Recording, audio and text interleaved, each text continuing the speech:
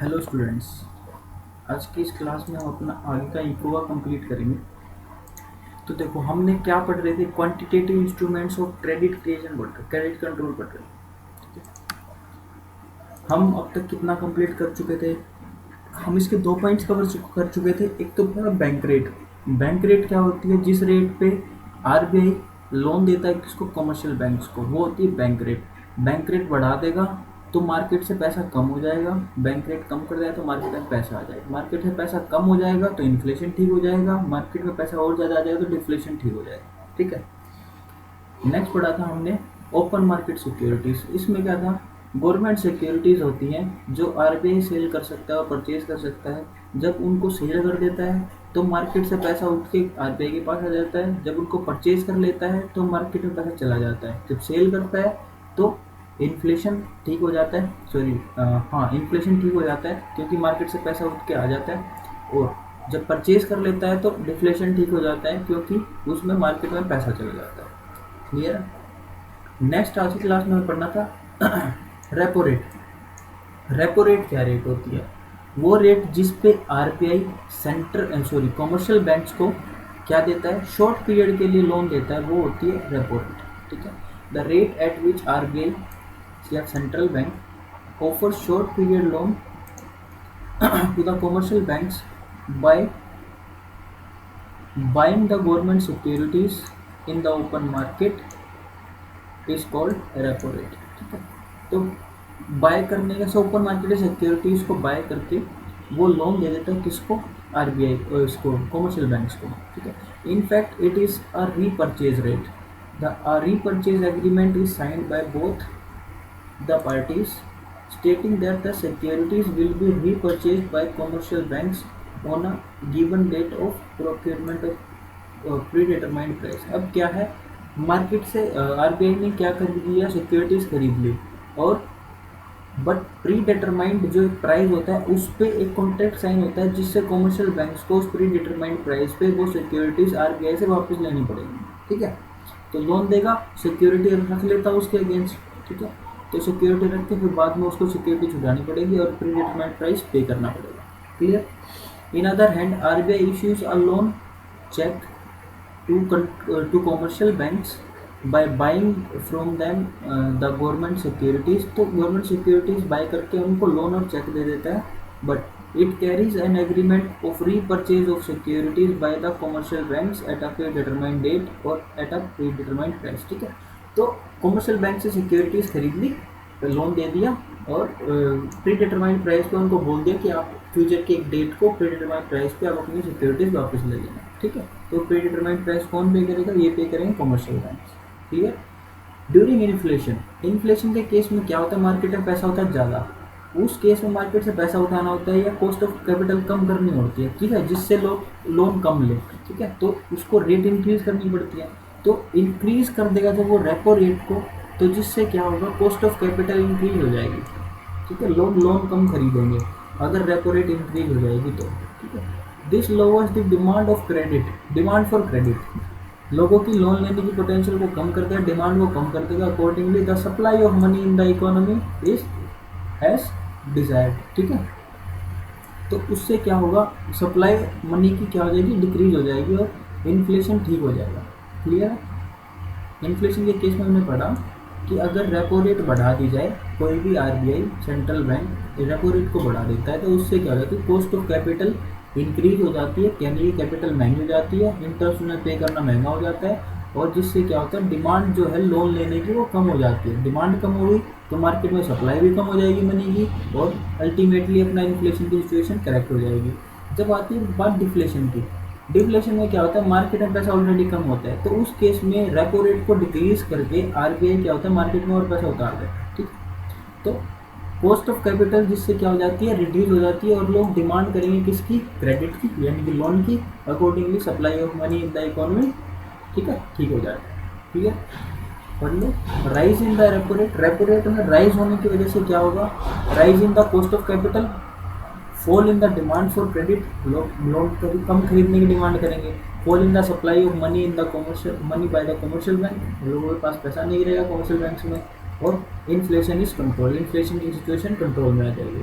Fall in the repo rate कम करके वो क्या कर सकता है, पैसे किसके पास आ जाएंगे, कमर्शियल बैंक्स के पास। कमर्शियल बैंक के पास पैसे आ जाएंगे तो कॉस्ट ऑफ कैपिटल कम करके वो कम इंटरेस्ट रेट पे जनरल पब्लिक को लोन दे देंगे, जिससे लोन की डिमांड बढ़ जाएगी। डिमांड बढ़ने के बाद मार्केट में सप्लाई बढ़ जाएगी, सप्लाई बढ़ने से डिफ्लेशन सिचुएशन कंट्रोल में आ जाएगी। ठीक है, सिंपल सिंपल सी चीज़ है। नेक्स्ट आता है रिवर्स रेपो रेट। ठीक है, तो रेपो रेट हमने पढ़ा। रेपो रेट में क्या होता है कि आरबीआई सेंटर कमर्शियल बैंक्स को लोन देता है। अब क्या होता है, अब जो कमर्शियल बैंक है उनके पास ज़्यादा पैसे पड़े हैं तो वो पैसे दे देते हैं किसको, आरबीआई को। ठीक है, तो आरबीआई उनसे पैसे ले लेता है और सिक्योरिटीज दे देता है। पढ़ते हैं इसके बारे में। The rate at which RBI central bank accept deposit from commercial banks through government securities is called reverse repo rate. ठीक है, जिस रेट पे आरबीआई डिपॉजिट एक्सेप्ट करता है किसके, कमर्शियल बैंक से, या ऐसा समझ लो कि जिस रेट पे आरबीआई जो है वो लोन लेता है किससे, कमर्शियल बैंक से, वो होती है रिवर्स रेपो रेट। तो जनरली रिवर्स रेपो रेट अपनी रेपो रेट से कम होती है। ठीक है, it is also called reverse repurchase rate. इसमें भी सेम टाइप का कॉन्ट्रैक्ट होता है। जो सिक्योरिटीज जिस डेट को परचेज करी उस डेट में दोनों के बीच में, पार्टीज के बीच में साइन होता है कि फ्यूचर डेट पे, फ्यूचर की किसी डेट पे प्री डिटरमाइंड प्राइस पे वो सिक्योरिटीज उसको वापस खरीदनी पड़ेंगी। ठीक है, तो in this case a reverse repurchase agreement is signed by both the parties stating that the securities will be repurchased on a given date at a predetermined price. Reverse repo rate allows the commercial banks to generate interest income. ठीक है, तो अब उनके पास क्या, commercial banks interest, पैसे तो उनको दे देंगे, ठीक है, बट उनको इंटरेस्ट इनकम हो जाएगी। इंटरेस्ट कौन देगा, आरबीआई देगा, आरबीआई प्रोवाइड करेगा उनको अब इंटरेस्ट। पहले क्या होता है रेपो रेट में, रेपो रेट में आरबीआई को इंटरेस्ट मिल रहा था, देगा उन रहे थे कमर्शियल बैंक को। ठीक है, when reverse repo rate is lowered, जब रिवर्स रेपो रेट अगर कम हो जाती है तो banks are discouraged to park their surplus fund with the RBI. ठीक है, तो बैंक्स क्या करेंगे, वो कर देंगे अपना फंड किसके पास खड़ा, आरबीआई के पास खड़ा। ठीक है, रिवर्स रेपो रेट कम हो जाएगी तो सीआरआर का पैसा तो जमा करना होता है उनको, कमर्शियल बैंक्स को कैश रिजर्व रेशो मेंटेन करना पड़ता है किसके पास, आरबीआई के पास। इंस्टेंट द बैंक्स में use this funds as CRR fund with the RBI. ठीक है, सीआरआर फंड के रूप में आरबीआई को दे देंगे। This leads to rise in credit supply by the commercial bank. ठीक है, जिससे इंक्रीज क्या हो जाएगा, credit supply, money supply market में इंक्रीज हो जाएगी। उनको क्रेडिट का पैसा भी मिल रहा है, उनको इंटरेस्ट भी ज़्यादा मिल रहा है। ठीक है, तो कमर्शियल बैंक्स में मनी सप्लाई इंक्रीज कर देंगे। Accordingly supply of money enhance, money की सप्लाई मार्केट में इनहांस हो जाएगी, जिससे डिफ्लेशन ठीक हो जाएगा। इन द अदर हैंड जब रेपो रेट इंक्रीज हो जाएगी, रिवर्स रेपो रेट इंक्रीज हो जाएगी, जिससे क्या होगा, कमर्शियल बैंक्स मोर फंड लगाना पड़ेगा। ठीक है, तो कमर्शियल बैंक्स को सीआरआर के रूप में ज़्यादा पैसा सबमिट करना पड़ेगा आरबीआई के पास, जिससे क्या होगा, उनकी क्रेडिट कैपेसिटी कम हो जाएगी, सीआरआर कम हो जाएगा, क्रेडिट क्रिएशन कैपेसिटी कम हो जाएगी, जिससे अल्टीमेटली मार्केट में पैसा कम हो जाएगा और इससे क्या हो जाएगी, इन्फ्लेशन की सिचुएशन कंट्रोल में आ जाएगी। ठीक है, fall in the reverse repo rate, fall हो गया तो क्या हो गया, less fund are parked by the commercial bank with RBI.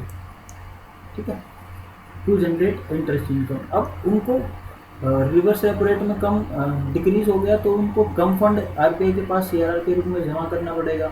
ठीक है, more fund are use as CRR fund with the RBI for creation of credit.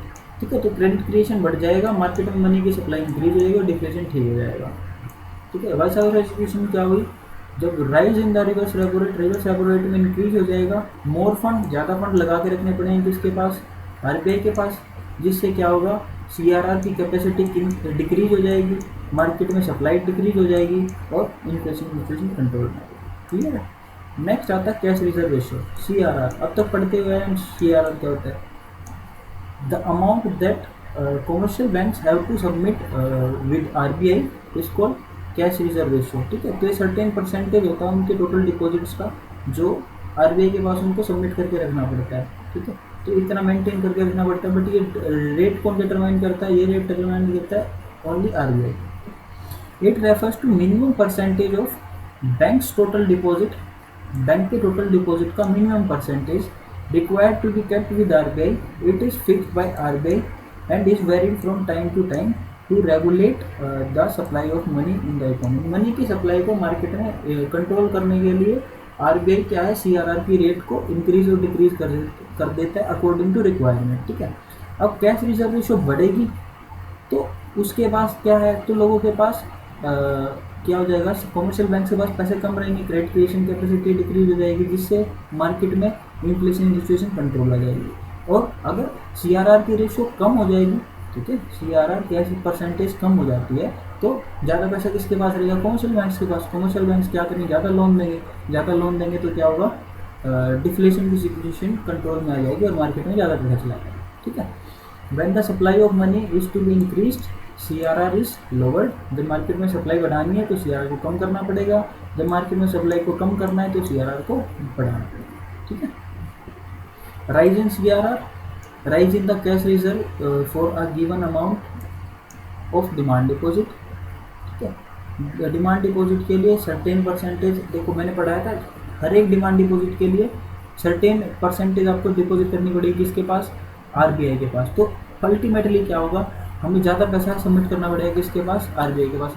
तो commercial bank के पास कम पैसा होगा तो वो क्या करेंगे, क्रेडिट क्रिएशन कम कर पाएंगे, क्रेडिट क्रिएशन कम कर पाएंगे तो मार्केट में सप्लाई नहीं होगी, सप्लाई नहीं होगी तो इन्फ्लेशन की सिचुएशन कंट्रोल आ जाएगी। इसके वजह से सिचुएशन है fall in CRR, fall in the cash reserve for a given amount of demand deposit, rise in the money, rise in money supply of commercial bank. Money supply में क्या हो जाएगा, increase हो जाएगा, क्रेडिट क्रिएशन कैपेसिटी बढ़ जाएगी और deflation situation control में आ जाएगी। सिमिलर टाइप का केस होता है एसएलआर। एसएलआर मैंने बताया था आगे आएगा। एसएलआर होता है statutory liquidity ratio. Statutory liquidity ratio क्या होती है, जैसे सीआरआर होता है वैसे ही एक रेशियो स्टैट्यूटरी लिक्विडिटी रेशियो जो मेंटेन करके चलनी होती है किसको, कमर्शियल बैंक्स को, आरबीआई के पास। ठीक है, every bank is required to maintain fixed percentage of its assets in the form of liquid asset. ठीक है, तो लिक्विड एसेट वो एसेट होती है जिनको जल्दी से हम कैश की फॉर्म में कन्वर्ट कर सकते हैं। ठीक है, वो होती है लिक्विड एसेट। और फिक्स्ड परसेंटेज होती है जो टोटल एसेट्स का जो एसएलआर के फॉर्म में कमर्शियल बैंक्स को अपने पास रखनी पड़ती है। द लिक्विड एसेट इंक्लूड, उसमें क्या होगा, cash, gold, unencumbered approved securities. ठीक है, सिक्योरिटीज को बेच कर जल्दी से पैसा ले सकते हैं, गोल्ड को हम बेच कर जल्दी से पैसा ले सकते हैं और कैश को रखना पड़ता है। ठीक है, the rate of SLR like that of CRR is fixed by RBI. तो आरबीआई फिक्स करता है, is varied from time to time increase और डिक्रीज कर सकते हैं। Decrease in the supply of money, to decrease the supply of money, market में money की supply को डिक्रीज करने के लिए यानी कि इन्फ्लेशन को कम करने के लिए सेंट्रल बैंक या आरबीआई इंक्रीज कर देगा एसएलआर को। अब उसके अकॉर्डिंगली फंड जो है सीआरआर की deposit credit creation capacity reduce हो जाएगी।